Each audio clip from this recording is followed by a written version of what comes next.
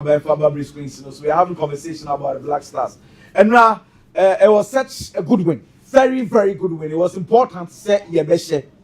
Na mu raise the point to say last time Ghana said 5. I mean 8 years ago. 8 years ago. And let me tell you something. That game, I Richard Ofori in a dark goal. Lumo Agbenyenu and the ball right back. You can imagine. Says our him. Harrison Affle and the ball left back. Says our him. Amanteni John Boy and the ball 4 and 5. Amo him. Thomas Partey is the only player I remember or yet parts of the team because Partey, Thomas Japan, Andre Dede, Ayu, Samuel Jan, and the Dramenamu the boy. Into that game, it is only Thomas Partey and the ball. The last 8 years game again, I share 5 no. No ball. Jordan came from the bench. Catch it. The last time Ghana shared 5 assembly 5-0 and yeah 5 kk. 5-0 because 5 yes she kata. But this game was under Kwesi Appiah and he bought 5. I understand the conversation about Chad 4 and Yadi. But you see, my point is that some of the players they've gone drought for a very, very long time. Boys need be share goals. It is the Obi share goals that you need such games to build their confidence. Games need to set Chad and they build their confidence. And some of the players are not Ghana for you worried. Make me worried. What will show me you worried? They say, Antoine Semenyo, how are we going to get him the confidence back and not the ball? I want the club bomb off. Inaki Williams seems to be playing very well. How can we bring that confidence back?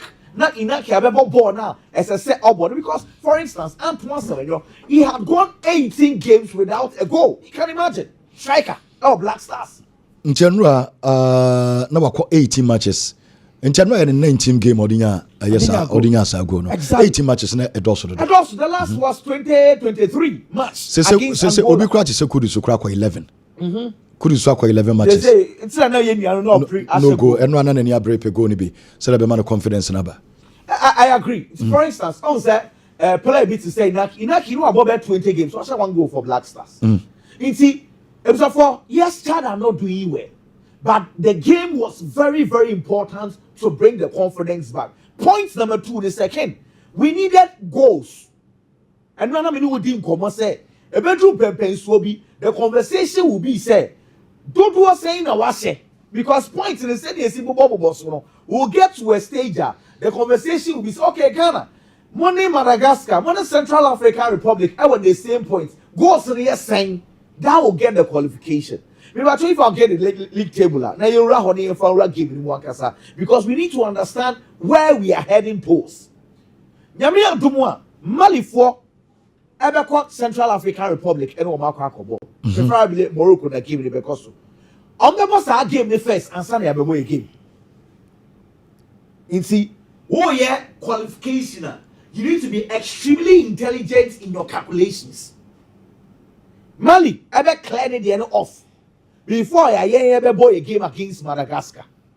Madagascar for no, I mean tough. Where we are no, Ken, says it is quite obvious. Comoros for no, or Bobeshe. It's the Comoros 1-9, where they already add the 3 points to them because Chad did the obligation. It's another question for each house. Say, and easy. Meaning, Ghana photo to 1 few so Ghana ya qualify. Yes, please. Young baby. Because the time we have beaten, all the national teams will be them. And that is quite obvious. Remember, I'm waiting for the league table. It's here moving on. And also, I'll have a conversation. Ken. And now line up a bit told ya. Meaning, Sana, we are surprised that. Me and me see hey. Me who line up, me who Benjamin Asari, no. I was like, wow. Wow. That was the first word that came from my mouth. Wow. Not just say boy no on yadi because meeting Yakasa Ghana the best 70%. Ya can't Benjamin Asari some power has say boy no go now order have to folk no. He needs to be called to the Black Stars. The last time I was saying he said, oh Olympics no. no Black Star he was doing very well at Olympics and oba kesiye mu hat folk no afa bo no no kura san so akoso nti so bi yesa ese so nya Black Star scholar ye kan ya na nansen omoma ne kola. One thing that got me excited, they say, every pictures and videos of Black Stars in Biano about one thing, and now Benjamin Asari won't be ano. A quite of us on the place need deal as if say, what's not Black Stars for over 5 years? How often do you see this? A local player. How often do you normally see that? Say a local player, where Black Stars camp. Now say Jordan, say when you could do so. Says these are guys me sure say Benjamin Asari weekend be on so the TV extra. But the way he was interacting with them, I want to say no, he's ready for the tax. No, edu baby na Ghana for be brave and kabia born about community men say be kono so na nkomare because I'm no holiday, but the confidence alone na enya bad. Ba could be obefa cross be by obe so mu say confidence or the so mu na ye. The China say Ghana Madagascar we try to best take it to the same decision on Asari you know many shows of a keeper for phobia them because because when you test exactly it won't mean for the be assess no who say or performing and when to performing. So what it means is that Madagascar game no better. The China say only 2 scarce be in corner kicks. Bakubi say, on say normally the thing is that a local player waba among 4 person motion and na kabo ne ba no ho bebria and not say na obe build confidence na bo ne man ho nti Bobby Baku bad the young season and that was obvious when I be buy and then Benjamin and power so be fa ball easy but he needed to or parry ball no call and was so ball bio and was also yeah mistake third one not chin ko. And we say yes, the confidence is bad because goalkeepers are there. We have ball, bako, mienu, miensa, a corner one or you okay. That is all. The confidence is there because he's already established that. I agree. So come now when me didn't say Benjamin Asari when you test the baby, because I will say the entire Black Stars team will be when you test. Semenyo knows very well say you call aware. The Papua Bejan in China or your far better change hard for fullback, you know. Or be in your test, but so far the kind of goalkeeping or dying. Me a source as say kind of over now regime. The I can say so come Madagascar ho now it's me have 1 or 2 saves up establishing because again one thing you need to notice is that Benjamin Asari on your wada go na che or experience. It's say the I can say about building the confidence edu pepe so be then we are good to go. Now Ken, I think it's one other issue. Not the last time we were discussing, say, yes, central midfield. I'll come back to the individual games and players nearly. Yes, central midfield. It's not an issue, kakra. Because recent times, we know what happened. We come back to a consensus to say, I say, we seem to have a problem. Say, anything we can be a koba. Chinchinia just about 2 defensive midfielders. I didn't understand. It's throughout this week, one of the conversations I make can say, me person who's a Thomas Partey who number 6 war. Nuamah and Kudus and can who made for the hope. Because I have seen Addo, the first games of Black Stars, or Nuamah even as a false 9. Otto knows Nuamah. And Nuamah impressive. Yeah. Or impressive power. We need to go to craft on your bad. Yeah. And again, and you said moving on games be able in central midfield because the style, no, the passing out central midfield they poor. But when your team or best deep, when your team are over no or thrower, you need such play because Nuamah our ball carrying skills. Once the midfield no or behind the profile, Thomas Partey, then is on your space, he controls the games. He know where to position. And I mean, Tomia, not on Jabon or swing. And I was like, wow.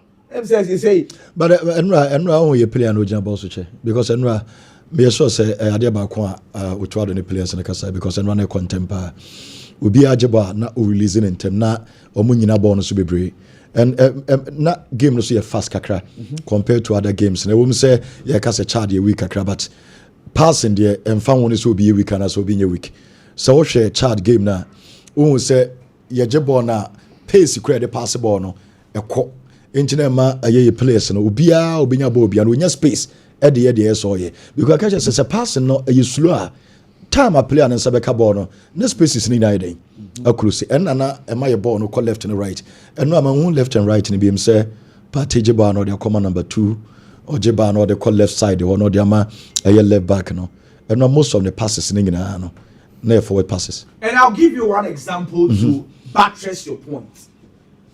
Ghana and Nuamah saying one with the pass from Gideon Mensah to Jordan. And Jordan, the back healer or yeah. Because ideally, on a normal Ghana game, Sabona with the Jordan, because Jordan Beijing also not a shield and son of what can he. But born by Anna Jordan in the HE board in the I am back here no. Exactly.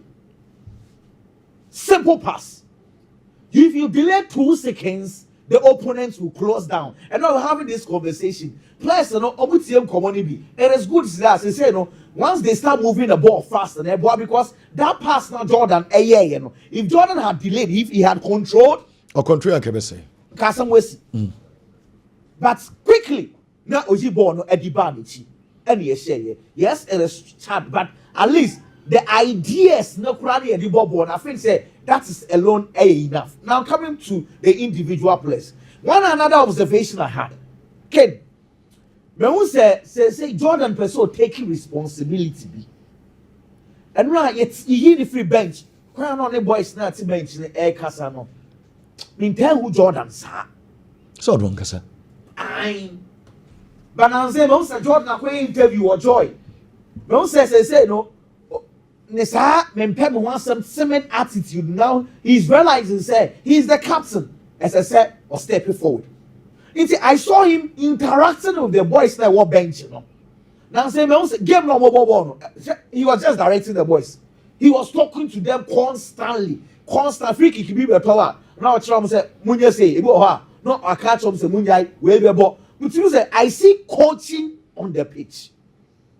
And you said and okay free kickers and Kudus work on free kicks so per se or the kind of game no minimum saying kind of game no the ball in skill dribbling and pace ne goals but Mekaya Messi free kick about around 2014 even so Mekaya around 2010 2011 2012 in a free kick in any and kind of game no team the count game no and I mean we saw Boba could be or technique na what you say on you be practicing and so the kind of game now because free kick goes oh you attacking midfielder na and almost na football in a bit almost so into Nuamah bit in the account numbers and on back on no one say all power kudus na mu do obo short or eden ekọ and you say or pe goals no be aka na ball no and no technique now the boy and so almost say no the mawa said you see ball no chere say there be oni on just say and can fan can ball no kra enti Mohammed baby obi ano and say one area o the fa where be ball nti constantly there be any there unya time after training 30 minutes now o bonus wetin the baby mi no say bia dey and e akeka ball no and ken ya dey bia I think say team na nkasa no Ayana yim focus so much on set pieces. Okay. Yeah, the other say yim pia ball no na yim create chances na yim konkwashe. But there are teams are more attention in the focus on equal set pieces so because I have one other avenue on a day opponent and better tactics and our system. I want to be breaking the defensive line of the opponent no. Obetimi affair no so the enya goals. And never mas na lashe that say or employ a set piece coach. It is on who game. Now close now make sure say on need to be breaking through defensive line now at least or other avenues to bet me the anya go. I didn't fast over Breno. I believe say one idea I was the whole team. Yem fire hadwening koso. You focus ni na ye. Yem pass. Yem weave through defense. Na yem create chances na yem share. But set piece na so you one avenue I was a coach in any players in na. Emo attention koso because bet me aboa. Ama on days our system man working no. Bet me for another angle and so the anya results. Me so person raise the point be ba say. Normally national teams you know 2-3 days you are going to play. Yeah. Nti how well in a national team coaches everything we training or the techniques of free kicks. So normally coaches in the omo yeni to say be enfane so to say ABA 1 month to be a game against Chad. Normally, I know the coaches in almost videos. Omo edit videos at the moment. And videos no mo yamamo no. The ombe yamamo ne say ABS send moba niema we na na yepese yeden. Ye. Ana players na aware of niema omo pese omo yeden. Omo ye. Enti ni nyina no aya no omo de amamo. I remember say Ghana ye call kata ye penalties say 3 matches na ye bebo nyina no na ye wo omo ye videos on 3 goalkeepers na ye be show omo Korea, Portugal and Uruguay. Omo ye nyina madidi. Oh, okay. So, first penalty taker, or second penalty taker, or mungina and a third, or mungina the videos in the day. At the moment. Inti about analysis on especially games are others in a good deep. Agent fan CBA before players in a beba crano, almost sending the money be a day. At the moment now Shaba Akum be copying time and mobile baby because then our kind of time be a day. Anywhere between their training for set pieces. I think where I differ, they say, said, the all canon, this is how we want to approach the game. Okay. Yes, set pieces, we want to start saying, but the technique you will learn it from your club football because how the old idea. We patch to the video yasi because senior ube jina free kick nature. They said the old can do today. I was surprised going for us about we have seen. What I say, it's a technique in the say be club there. Over your training who the whole day to yourself, you can train. Into the technique, you get it there.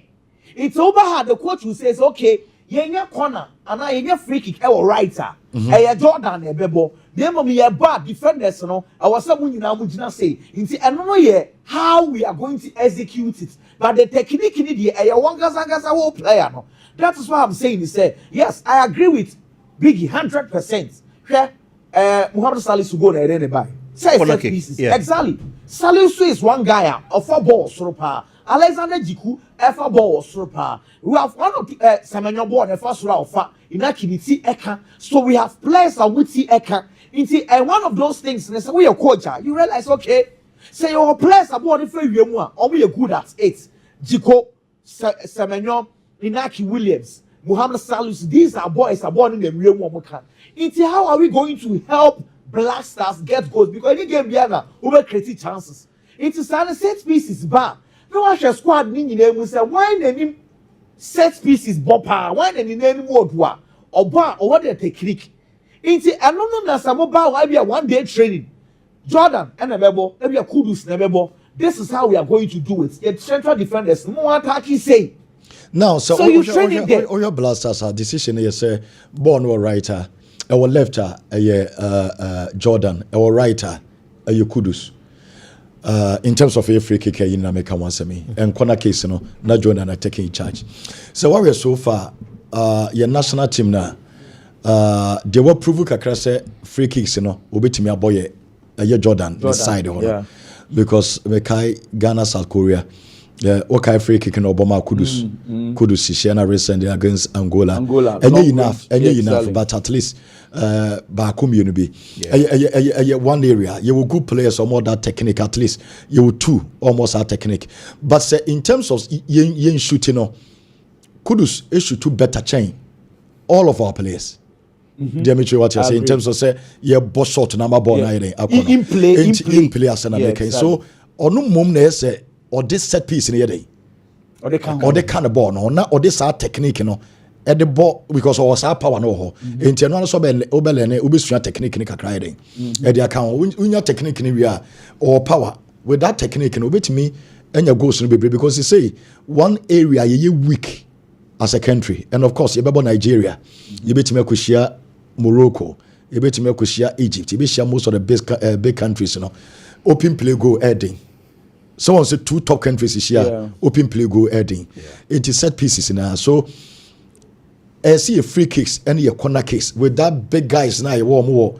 Actually in Thomas Partey so when high time. What can maybe me no so ojinawa. Yeah. Who know TV so but on me credit now to me say or watching me be what I say. Yen players no who mo be so so but obe omo your height kakra. Ntiano na yeso to ado de kan because enye de bia na be open play ma woni so open play ne high e kan bi na yenya goals ne bebre no enti omon fair no kan ho the only ayi amenya issues aye kwan fa so waste set pieces ye gain no we set pieces in if you are na bibia yes mamenka kakra binka I think say east swingers ni na ye bono o say you mentioned yenya ball no free kick bi wo left wa say Jordan ko gina ho a oba eye east swinger me feel say eye out swinger mo a obi oba ba execute with ni ti no ya na power no osoro. Okay. You understand my because say na be chia nti this all generate power but other one there exactly kakra bi kan okra be ko exactly it's a conversation I'm sure say Otto would take heed of it because eboa since say big games even top games Arsenal and Real Madrid Arsenal power in high set pieces and the best players you know omo we say Ghana for na esidi omochi omo we say Ghana for na see support omo with this win and can maybe a chairman can win we news but because of performance na dropping into best omo say Ghana for na be di omochi a emo omo san pamomo ade ba kwa recently mahu pa no you call Mali and you nyina afai buy your body tia Mali share Mali no obi ehun ye. And after Mali game, no, some of the results were by no. A some team no supporters in the year. If you know, some form pictures, images in the Oman almost saw more, you know. Na effect, touchlight, big, na effect.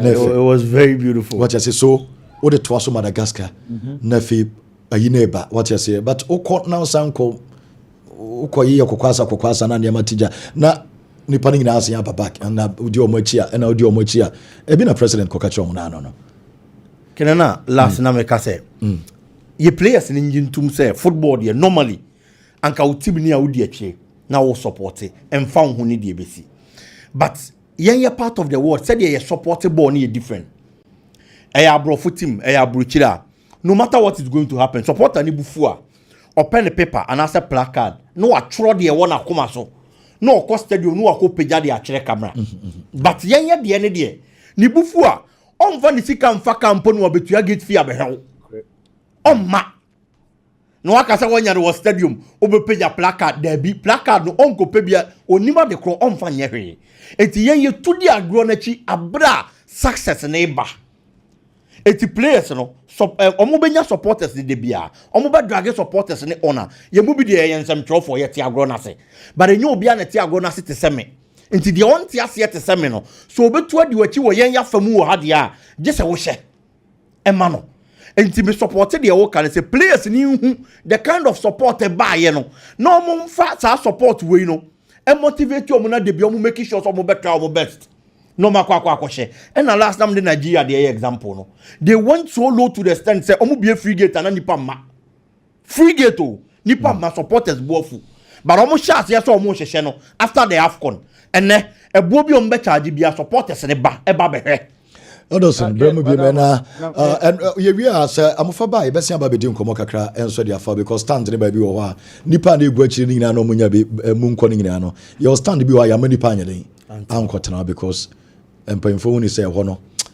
en say enema bi nye kakra wan we okotena akofa atorenchen kesi bi ayden omukoyo omusa mo kugu nipa no ntia say mo kotena ye wi e be ba be say stand but yen players no na just a minute about supporters no conversation am have I think say after Chris Hughton Ghana for move full Black Stars when Otuado came obi ni one o GD say kwakwa shamali inye sure say na GD wo wosa tama ya shamali pe and attention about Black Stars say ha yanko tankofo ni chi okay Central African Republic ideally ekroma say Central African Republic you know 1-4-3 a bad result I were happy because I need be na a chance Black Stars we need 2 games at Waso and the confidence no start to say about bring back the love among for attention the Black Stars no subebre yanko boys nechi ido they've disappointed us recently only for AFCON qualifiers to kill everything AFCON qualifiers I say we okay now you're back on track again your top yen yelidi your group no with 12 points mo say Egypt 13 ye Morocco the answer mo now big countries you know so share listen, apart from Nigeria, Nigeria and started your more from Kakra, but all your countries in our country now will be there. I guess falling in a will be a lead in the group. Will be a lead in the group. And see, younger winning Kakra because Enche, maybe doing Komo Kakra, a yellow cardum now, but still on a blast stars in your players individually. You real players and you Benjamin Asara on Komo Kakra. So I think, sir, again, and now averagely, you would want to score almost all of them above, pass mark. About 7-8. Exactly. Yeah. Kingsley Schneidler, no, and now he was okay. I think say cross now or the comma Inaki, no. It was a good cross, very very good cross, and a course Inaki. So Kingsley there, I think say the performance was not bad. When you have any issues there are one of few times there. Chad for the far ball over the piano, and then I was telling you, say Kingsley ball no, say when you winger or attacking the Brianna or pre, but a body could tunnel. Now you go anybody or yard. I'll give you a pass, man. I think 7 is okay because ball now boy, I was okay with his performance. For Ubeka Ibiana, I think the Mebona Basso on one thing, that's precise cross. Yeah. Our year for player friend say Inaki Williams. Inaki a promise say so be go. But so be go no a team and a able. Someone who have to work for you to get Sago now be here no. And that cross because I'm paying baby I am not complaining. Yenya fullbacks baby akwaku obe cross no sorry to say you. I say Obama ni journey me you see ni journey because omo na wo any Sudan for attend for no. But enkonko locate a Black Stars player. But I know the precision how the ball crossed to locate Inaki Williams in the 18-yard area. I also connected very well. No? And Mebo Kingsley about so he did well with that particular cross, and you better expect more from him. And now can be a question. This say on Kai the last time I got a fullback a year cross the apart from Gideon means that you know. Can you say Ken Madaroma and Yamana Basso or Yadia? Adia Bakwama when he said, and know him say. Say omunya sa we ne Sunday my television so time as across ne ba ne obe 4 players na obo so no sorry yeah na Jordan wo ho na Inaki wo ho na Kudus ewuram wo boss no na Antoine Semenyo enti some more numbers are others and the chances is a ball no be den e bitimi asi unipa ba akoso no but recently say what games na and no Inaki William share go be say ne dem share go Inaki onya chances wo Ghana na wadwema so yen create chances and be my come asemo ya cho say yen strikers no na first striker how de ne beba Ghana untimi mo the last 2 tournaments are some Jam boy e hona your problems and start here den eba o she just 2 goals pe onna na yin player onim go share wo Ghana pa and so time wo be wie ball no na fe goals no nya den Emma, a one and create chances. And I toss befa boyana or Roma, your friend is saying. And Felix Afenya Felix Afenya, you do baby no be a bad player. You insist them the ball now, your bonoma, your strikers be a bad players, including even Ghana need to make us a Inaki crab by him for so be anything. But Enra, Omoboba Copeneto, only baby head about the two, yeah. Baby are not born a banner.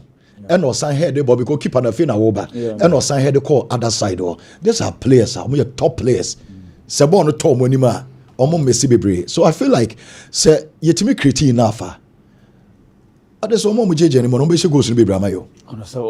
But yen create Bebre. More quality on Besho goes to my intimate in a cabasso or promise here will deliver when Timmy deliver crana and run in your bad or Muna idea. But quite fast so a head de bono. We are striking now we Ghana league in man I was worried. Young head inside fan for good and finfin. You go keep a neighbor. Or say about free banner for exactly. You had it came back to that direction. I think say you're more in a cabasso for that. So that's one baby or and a epimo. Yeah. What you say or head is yours be a co-straighter and keep on a bit me stretch it. Or stretch a Bianca and Sabeka. But what was the city? And it's different. Say far Juanka disallowed because Kudus attempted.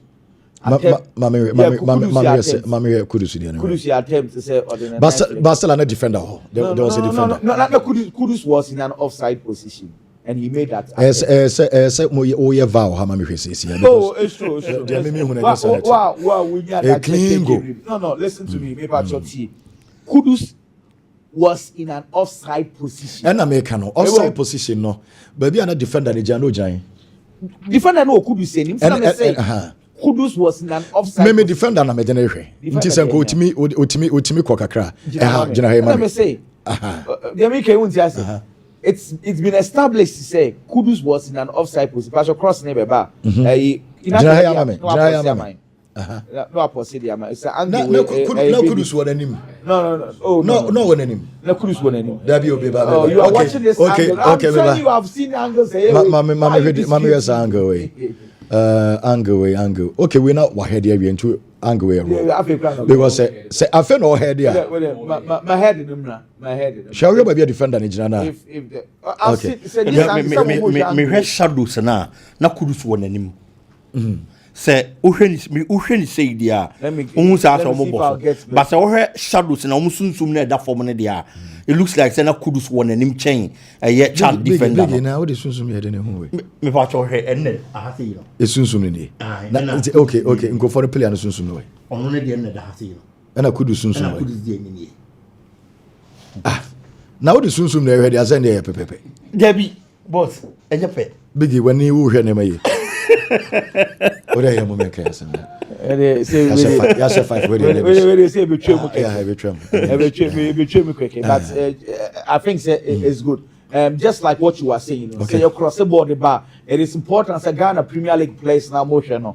Say you have to head the ball back. There's a goalkeeper no. Yeah. But that technique and you'll be at it because a ball was right, it depends on the angle. Yenshu baby na inaki jinano. Height na ball ne buy no. Na your height be. Your height be obit my head yes form. Height be on to me head in si form. Height obit my head si form can be decided so be direct. It is already na here. We still see pin ball no. One yes or pin ball no si form or said that's all pin my day. Si form. Or said that's all pin si form. Because it's si form it was a deliberate attempt. It was very, very deliberate attempt. I think that Gideon Mensah will also want to do anyhow be Gideon do anyhow. But Alexander Jikune almost anyhow be me sure Jikune Salisu de no ni nyina ba on players or more pace and then ra yen hu be nti omo okay and then ra de ba kwa na manager omo no say na omo pass ball intem between the two the obeji ball no bia and no more forward passes nko so we no more left right and be no more forward passes so we say obi na child for no member because I can't be na party fan fin nyina but na ye hwe how say na ye de hwe teams no ye hwe ye passes ni be sia ye be sia ko once to be a passes so ultimate pass ya na say more once no na Thomas Tuchel complain or send the wingers no on expect so much bomb be pass or expect so much ba they will drive if a ball no call on bed dribble and so we say for the net your friend is saying Marcus Rashford omojeba no pass was it there be on your wingers when you drive wingers and I mean we say be Kamadin Kamadin by I mean we say your ba community be a different sem Nuamah ba community be a different sem but normally me person players no offensive third or driving or jibbo na until you 1-2 na yeah do boss. You see, Wenger or lack confidence and on jibbo no person possible. At 5-0, about 71st minute, na Ghana pass ball no wechi. Otoado, we say instructor catcher the defenders ne Thomas Partey we say move ball ntam fa free or no mo se nkopem goals. Because at 5-0 na boys no I relax the crowd. But Otto wanted more. And some of the professional players and I know Omodre Neema Bebre at 5-0. Obi the Thomas Partey, for instance. Obi slow game now. They me trying what you say. Obama game na emre, mommy MP ball no. Chance ba fine, chance amba because maybe none next game no so omo team. Because we game against Madagascar. Oh say the ball between no say. Na boys na if you say it is okay. I mean you see energy ni bebre. Now, yes, share the next game. But Otto also say goals. But Otto also pay more goals. Because him say goals in the bed say it drew by a goals to be decided. Exactly. That is why Kamal Dean, Abu Francis, small boys nearby. You know, Otto was expecting, but honestly, boys near French by. Let me disappointed in them because I felt to say they could have gone for more. Kamal Dean, Tito Master, Kamal Dean, my brother, you need to up your game. And no, I didn't like the way he was playing. Or the ball or drive it. But as a so releasing ball in term, because anytime we be an obey and that between 2 or 3 players who release it. No, I deny you near the ball that they are shower the amount. Maybe I try to them because when you're there, offer one drive it, one cut it in. You release the ball, you position yourself very well, the ball will come back to you. And no one say Partey Fabwa. And no once me say I'm on for a capacity or more capacity, but my memo attackers and abaso. Who say no more with Robert Japa? What dream baso? Yeah. No mu pieba, Inaki pieba, na Semenyo pieba, Kudusu de no na onusu pieba. Enti once a man of options. The last time you chair party football no, say the city, say the mo person si mono no, untime mo Africa, untime mo sabo na ye bono wano. Because untime nje born and drive it. So the ball neighbor. And na on dribble. Yeah. What you say? A passing. It is of football na numbers are or war e won nim no and a party great a player. And into Arsenal was our numbers in the be options in a dorsal because or pass it better than most of the midfielders we are say. In general, I mean who say players in the be pieba, no we piaba, no we piaba no. Emma Enra, you one of Partey best games. I won't say almost say easy game there, but not a year because even about big game crown or in a pieba. A money options in more. Only a day back when Yanja want to say your long ball be a boko yibiano, not a yet. Say a ball longer. Only short passes and Kwana na itimi boni. I think that diagonal starting game no.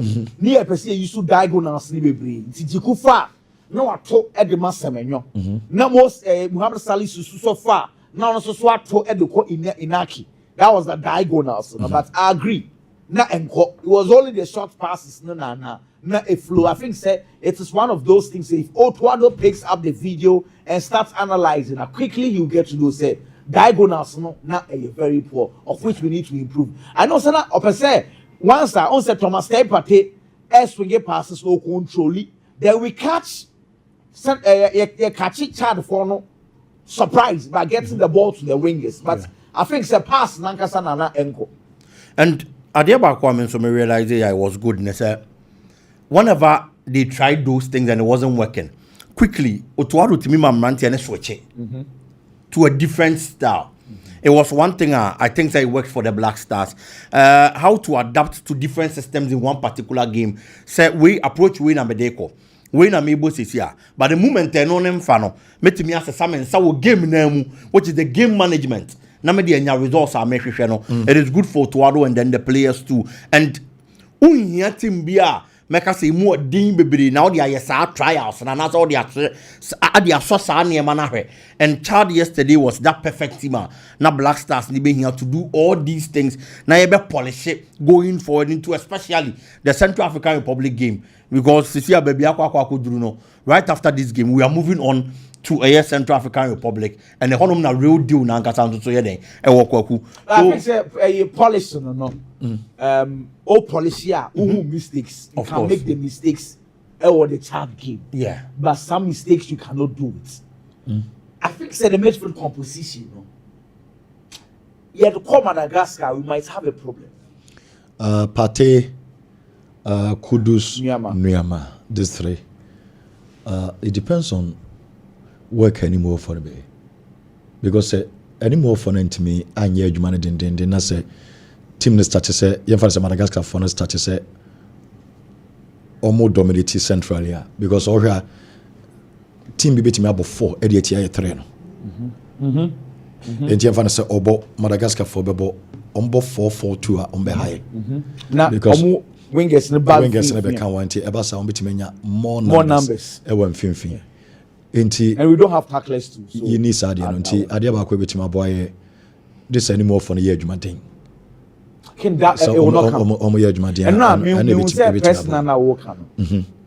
Name for Me say Bako Jordan step up no Fred Kudus was late. And that's any every No. game that's any every. No. Make early stages in the movie. Sir. Ken, honestly, if we enter into a game expecting to say we are going to have a flawless person, I'm sorry, we are not going to do that. Mm-hmm. It will not happen. And until I say games be or hot to set chart, to set teams are say we dominate here. The midfield composition 100% right. But my point is, say midfielders now a day corner. Since I got Abu Francis, because honestly, Elisha and them so called buy and cover in our way games be like that. You know, since a coach headache in a panel should be someone who is much a tackler, because Partey controls the game. You know very well. Say Partey tackling a bit of an issue, and again, my fear is that you Friday, you have Monday. Yeah, we are not going to get that 100% from Thomas Partey. I'm telling you this. Note that. Kwaku, talking about play on betting me affected with and as a players, it is going to be dependent on what coach in here. Say you probably centrally or be Thomas Partey. It won't as a central midfielder and our partner party as a defensive midfielder. Francis Abu is going to be a perfect fit.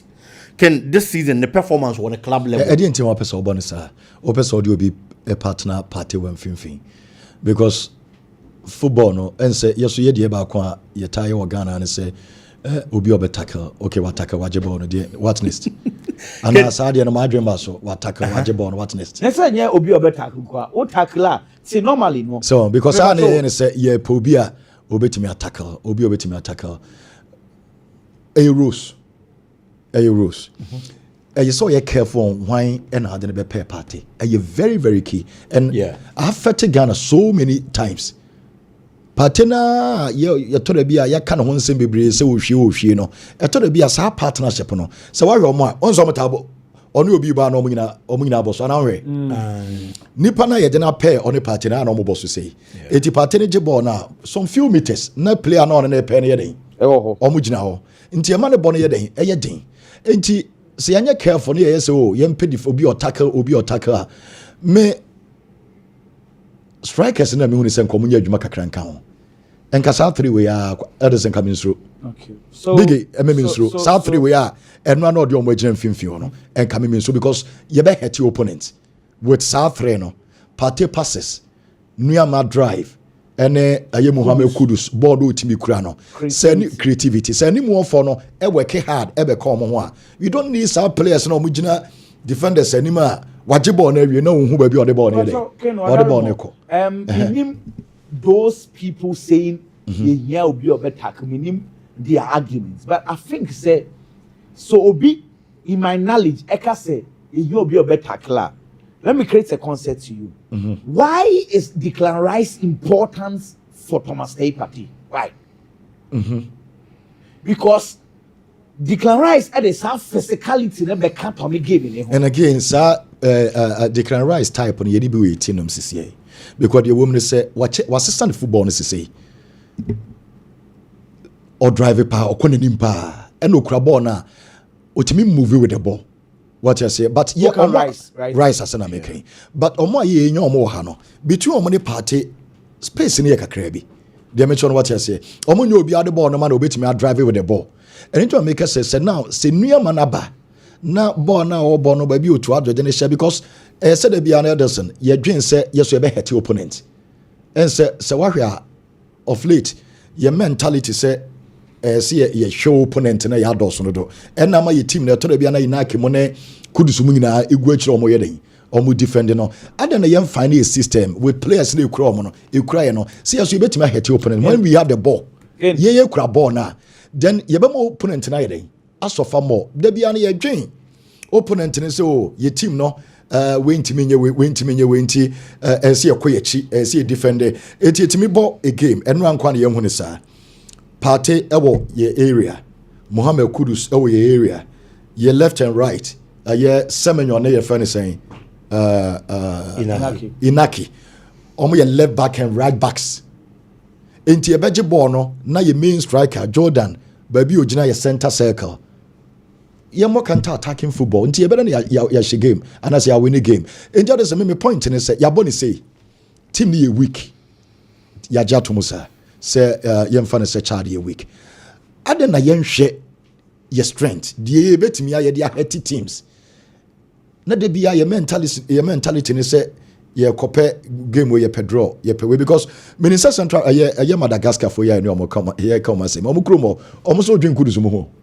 Yeah. Omo bobo ina kemodin. Yeah. Omo bobo but ye no mbesi ya na ye be go akiri. Oh no but ntenra na me mahu sa de no. I feel like a way forward. Yemfa we anko. Team Pacho Kinwadaro. I'm not sure if someone recommend a box-to-box midfielder to the Black Stars a defeatish approach.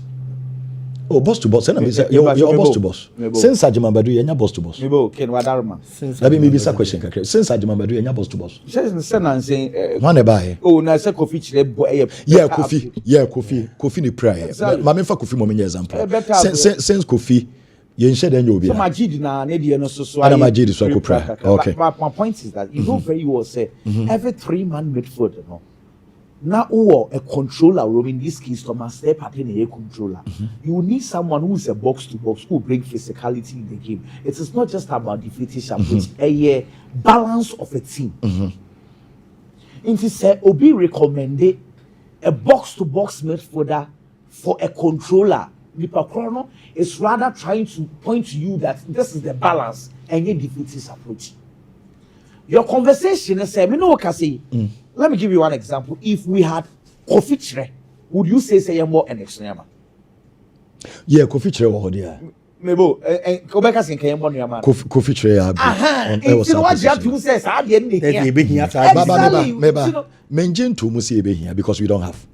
CCA. I wanna. Mempese ye be ne second ebi ni ba bia CCA. And way forward no. And na me kan wasem say ebi no so kan ko feature exceptional player. As Owuma how bi anya de even Majid the crowd but na me hwe profiles na yedin. E wo no me hwe profiles no. I think say the way forward ye no ade no. Sana me me. What the mon come say? Mon sorry na me come say. Okay, well anyway, but say I watching I think say Miami last week when you Nuamah board and Wadaroma last week. I'm the first person who said say Nuamah. Yeah. Because I said say we need Nuamah in midfield. They can say Partey, Nuamah, I said it last week. So it is not that I didn't like it. Maybe my son Swaka said it was perfect because I loved it.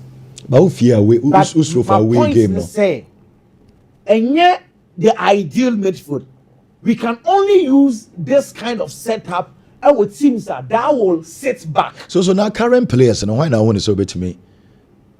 That is why I'm saying say it is a convo. Coach, should analyze the game very well. Because truth be told, we are going away. Madagascar will try to also attack us. Because few times a Chad attack Yebiano, Yebre, Kamuno Crate. Few times get cravina. Some profile now, others I can one be. Akin Mahubi. Francis Abu. To me. Yes. You seem to have trust in that guy. Yeah, that is the same rule of ball circle bridge. Okay. Yes. And it's all about confidence. Say coach Nibenya Sajidi and Debia Meka say national team call up and again. Your club level performance and the idea call up. No. It is what you are doing at your club. And you genius of the front say national team nebra bebo.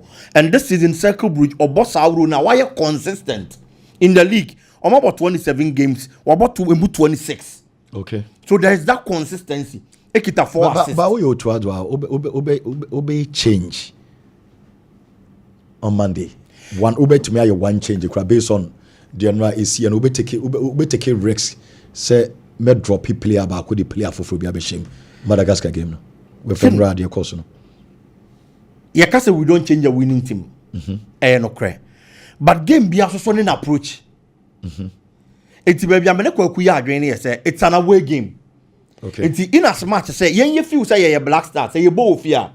And this will be dominate yen say you attack no. I am sure say Madagascar for no is also going to have that same mentality. Okay. Coming into that particular game. I was saying map up a strategy. In as much as say better can you be people when there is pressure on me to me supporting the defense. Okay. And the honor na me ko ku ya adwen. Others about me kudus quick one na ye no come quick one be. Edu be na most Ghanaians fan say tini depend on kudus but you know they see you know. I just say you a lot of individual players even normal performance akra be breed bro e kudus so.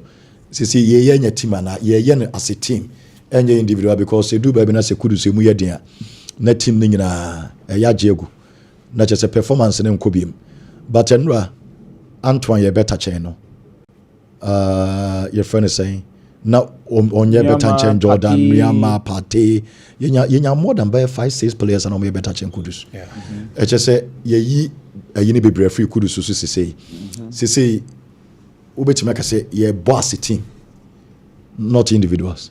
Ken, no matter what, we will need the individual and the go-to man. Okay. Which, of course, Mohammed Kudus, whether we like it or not. Even here, because game we will need his techniques. Okay. When I say we are putting we need someone to open. Kudus was our keys, and he did not have an A game. But they be a mekase. Semester we game no swa. Na enkani David be ya be the baku name. What did they show yes? It is star players there. There are few times who game no so. The other players will have to take responsibility. Okay. And no, and as I say here, say maybe I could do number 10. This has always been my argument. To say, Ken, Kudus number 10 or a position I hope so man mark will be a F4. And not in the nature's supporters in Sukopama this season the performance no almost a day was say or one number 10 every time we are born the baby will be one or two players close to him. Kopama de no kwan football ma one ball creating case no yare.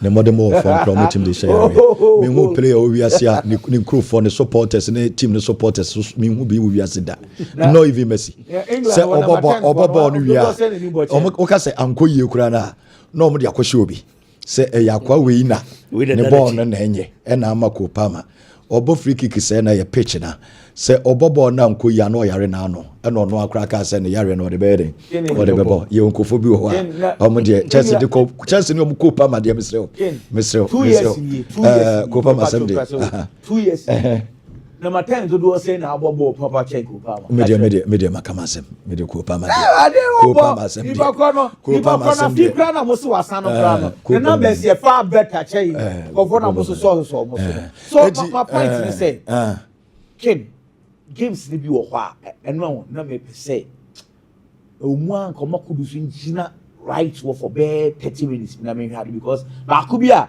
o call right no cutting who's cutting no ball shot yeah there are games say a man mark kudusu for number 10 coach needs to direct the boys and go to the left or go to the right and one no obe have the space especially on the right one so or cutting in no or you dangerous or you powerful no what to the meet yes but still enra me say hu nkete kakra still ana ball no check kakra enra sote na swate omunyina no ono nkwa na ikura ball no check because of the profile nti swate kakra but I think say bibiri su fi ono because players like that baako na we release because we hear space enti time bia na so make sure say obi pia ball na wa pe ba bi ogina ebe den ebe bo ano so we go na ye share na Jordan ne your friend is saying and it's Nuamah one pass another back hill na create a space na yeden ti sa ball no say kudus ni nya ya nke easy but the obenya bia no na players here no na no me so nya one on one any goalkeeper no be twice sa ball no me so veto simen shebi wontimi nya bi ball na yekukurufa the chepofa keepers ne so no kudus nhwe sa technique no because the ball ye bia ball goalkeeper no so do na she ball na se I didn't say Osimhen there no. Champion for goalkeeper no so all born star be. The nine can born him say born be say. Oh the nine you born kakra bi. Technique keeper ni. Because no keeper no kudusu buy no wa opinion ho. Into a big sana. Obo short Na area be bon nti another technique and say kudu say so hweki person no so den na be she bonus. It's a social because I didn't even for Victor Osimhen the no yeah no Osimhen go. So say Africa Jordan was saying 5. And about Trezeguet 5 and Salah was 6. Okay. Yeah. Biggie. Ken. Because you are I'm a forward. Jordan, I think the last 11 national team games was 10 goals. The last 11 was 10 goals. I mean, say I think the goals never. Jordan leadership by example. Jordan, yes, say assembly anywhere. Ghana for ya be done pa. That's just one coin, you know. Or more fire now he needs to understand. I mean, only the many shows fire be able to be. Recent Jordan, the shows fire.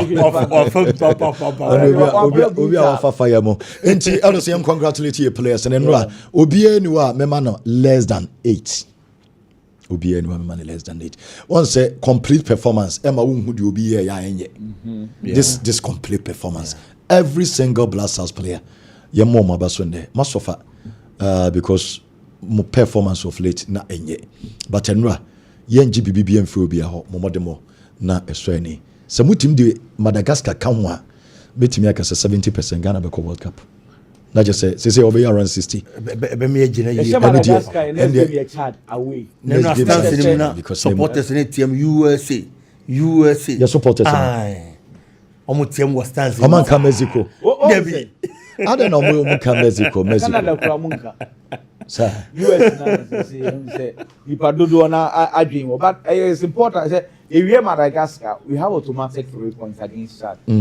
So before I ever Mali kura ufie no already na ya establish here dada. It's that Madagascar game dey there. Very important. Mr. Yaba mo code no. Elders be ma mo code ni me ba na yaba be ma mo code no. Ye beto aso sisi ya me ba be din komo kakra. But Biggie, dia na catch players na yemfa videos no emre mo sisi ya. And so emo we say Ghana ya boy game na we na attention na also Ghana league no matches awro e be baso. And so you be din komo bebre enso e wa Biggie.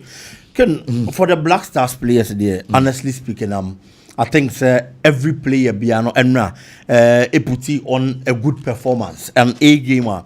Ghana ni be expect say Black Stars ne be dine di na make a countries or more top Africa no obia group mu or che say ono na big team was our group ni mu a omo de da so anema konkan e de emo mo ntino that's exactly the performance na Ghana for expected from the Black Stars and Otuado as suffer in recent times say Otuado be call a post match conference kana supporters dinatem supporters kasetiano just because Black Stars na ankoye and enra otone ne mrantie ni nyina no kire say omo ready say at least the omode Ghana for afam yan qualify for African Cup of Nations na yan winning a single game mpo during the qualifying period no omo ebe make sure say omo be atoni for those bad performances omo dan na di wo Afcon qualifiers mu na World Cup ne de omo de Ghana etimi qualify dia call World Cup no say the president kan no I am always going to repeat it so omo timi de qualify call World Cup na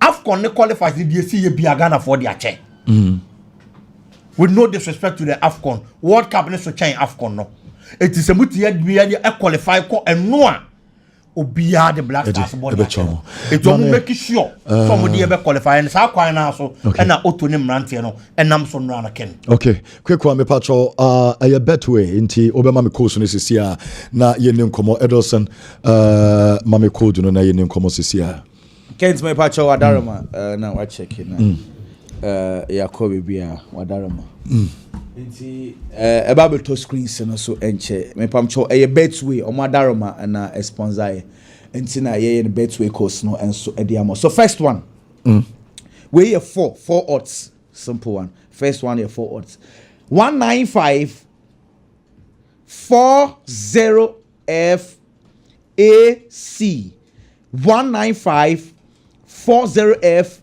AC and no 4 odds next one okay next one here 12 odds any 195 42F 7B 195 42F 7 B and we are 12 odds. Yanko next one. Next one here 15 odds in here 195 456 75 195 456 75 and here 15 odds and also so Yanko the next one. The next one no and so in here 195 4D5 D3 195 4D5 D3. You go next one. Next one is so any 10 odds. 195 4B5 F4 195 4B5 F4 and you 10 odds into 6 Ken 6 booking course and 6 booking course responsibly bet responsibly and after so no open so your cash out you can easily do cash out early okay so person you I wish you all the best okay. Go so yeah for more greens be a bit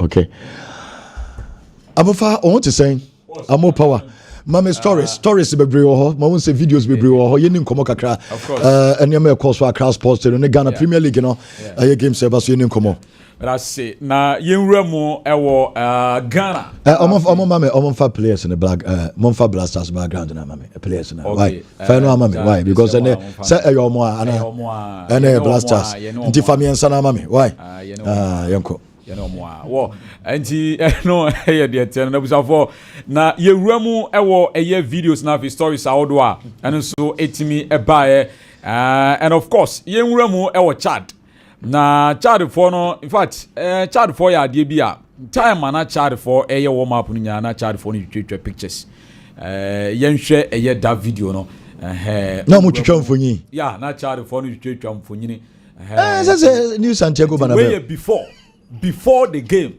Let's say stadium no. To Chroma I can send you know. Chad for to trip pictures where stadium no. Yeah, no video on no say phones no pictures. I'll be on my map no. Obi e kran from the to track transport city. Yeah, and you Chad for no. It is a Bernabeu pepe ko just say every city players you call ya. I'm going to try pictures mom show. You run Bernabeu say ko bobo amasa aye den. Warm up grab you pictures. The Chad for Bernabeu. Oh, of course. Wako heavy no. Into no. Wako pictures. So if Liverpool they now quite they say ufre yi na kwa yi ndi. Wako so ko twetwe pictures. Na mpaki ya fa mami dan ya chia. Na odu ho dey. Okay. The Chad for no. Yeah, the Chad. Oh nice. Kwame Dela ene Perry Kwame eno Kwame call Accra say game no ansa end ntem nti Kwame wantimi ama me do time na so timi bedu no eno kan be na Monte Kwame Dela enso enka na all stadium nti Monday there P enso beba okay nti images ni bi Kwame mo de bae no ene bi na wo hwe no Ghana stadium na fe papa Chad for the pictures obi a picture yeah they said that city in Korea mo Korea so am ba Madrid of course for the mo picture pictures is picture sanity that's what show 5 free obeje 5 na onze game na nkasa no yenko na yenhwe de si ekoye watete wonsam ni bia ne mum safe na do afidi na to na Ghana ehye 5 Emma Chad and to me anti Anton Semenyo on the second minute in the goal no betimi the highlights now at the atoso na fi yetimi I enjoy highlights on the television na Semenyo nya the first goal early goal no at the Blasters of Ghana and afi Inaki Williams at the bako enso etimi so enti we the first goal etodwa nya semgeto gra Semenyo since March 2023 afi ena wanya go e de ama the Blasters of Ghana wakasa ya de wonsam nyina e de bema ayu ebo go e wono mo Salisu e de ba ko so na afi NS Nuamah enso e finish ye e ma na ye enum e wono ma eno e Ghana Blasters e bo cha de kanum a wo mo so entumi nyabotre kakra bi bra koba kakra bi koba kakra bi do sentama ye nense yanhwe we o koba kakra bi sama me a sa chance na ye de na kudu so amono one Unwe. So be a dream baswa. When your chance be ananka, na se ko born one. But then se ko dribble goalkeeper no. Yeah. Okay. So where do you go now? Until after go na se ba ko bi bai. Na ye hwe no so eno nkonya no wana. Me so se nko o share but na se person dribble we na some. I see Wa dream baswa. Eno obon wa yanke share. Exactly, no person dribble. Na se nko o yi defender na frame. O yi defender na so nko benya empty go. Okay. It's good. Okay. Yanko. Okay, nti eno the Blasters of Ghana abuja for Any. okay, yeah. Some come back bi na me ready. Say obo no once. Obo wa yanke be she. O na dwen so. Sa bo na ye ka se oyi nko betunde ne na asase ne na nka we su ye bia. Ebi ni we. Okay. Yanko. okay. Nti eno ye say nyame ya Monday ana Ghana yɛkɔ na afei ne Madagascar ɛde akɔ bom hɔ no me sɛ wɔyɛ table no deɛ a wɔde ka tete ho nsɛm no bia Ghana lead with 12 points plus of 7 goals and afei Madagascar tɔ so mmienu 10 points plus of 6 goals. Comoros ɛtɔ so mmiɛnsa 9 points plus of 1 goal. Mali tɔ so 9 8 points plus 4 goals. Central African Republic and a Tosunum with 4 points minus of 5 goals now for Chad in the chat to one more any point beer. And so on mama conceded 13 goals on more. Now is a top scorer in there. The Etienne said Jordan Ayew above Ramo Akabako nese wakachi aye sala. Nti Jordan Ayew and so edie kakra and so enono nyasem kitakra na yenhwe edu baby na game no ekoso na ohwe fans no what kan ehun e wo screen so de na mum e bia fe na do afidi na to na fans no lighten up omo phones no e wo stadium no na FAye papa say bring back the love no Accra Sports remember na nya sem kitwa do baby no supporters no omo wa chire kro omo person omo kohwe game ni bi no na ano odin ti we eye do baby supporters na omo stadium we eye echire no ohwe de na esi ekoso a pinche nya sem kitwa obi e force obi kra take it nso wanya mu kwan kra nko because we trying to take it 10 Ghana so still e hwa ye ma eye den na ho ye maja no ene ye the Blasters of Ghana e doni basade a wan na ho akwa chiru ye pa nya sem kwetwa kra ntino eno eye the Blasters of Ghana won sem kakra no na yenwura mu ewo eye eni Otto Addo coach Edema the Blasters of Ghana after the game the reactions yembisa coach after the game in fact obeba game no mo obi awa we shemu say yeden a charge de mo be she na game no ankasa no plan ben and the reactions no enso ene say yentie coach Otto Addo. First of all, I'm happy that we won. Also that we scored a lot of goals, but to be honest, we now have to concentrate on Monday. This will be a different game. It will be much more difficult, and I'm already thinking ahead of that game. And I think the boys have done well. I want to congratulate them. I want to thank the President, the Sport Minister for supporting us. I want to thank the media also for supporting us, giving us good vibes, and I want to thank the people of Ghana for still supporting us even though we had a bad AFCON. But now we're looking forward, trying to qualify for the World Cup, and I think for this we still need all your support. We have still a coach Otto Addo eno na obeka week mu abra na Kenneth Nasne de sene big mo kwame mo ya analysis na du ba bia na goalkeeping aspect no wan na obeda omo church adwene bia in fact Benjamin Asare as of folk na ewini ye na yentie coach Otto Addo the reason why intia ode eye Benjamin Asare eda eye posting him. Yeah, I think he did well. In training, we told the goalkeepers that we will observe all three. We saw a lot of games from all of them, and it was a close race, and they all did well in training. I have to say, Benjamin did maybe a bit better, and that's why we decided at the end. For me, it's not about where you play or whatsoever. It's surely about performance in your club, but also in our training. So we have three.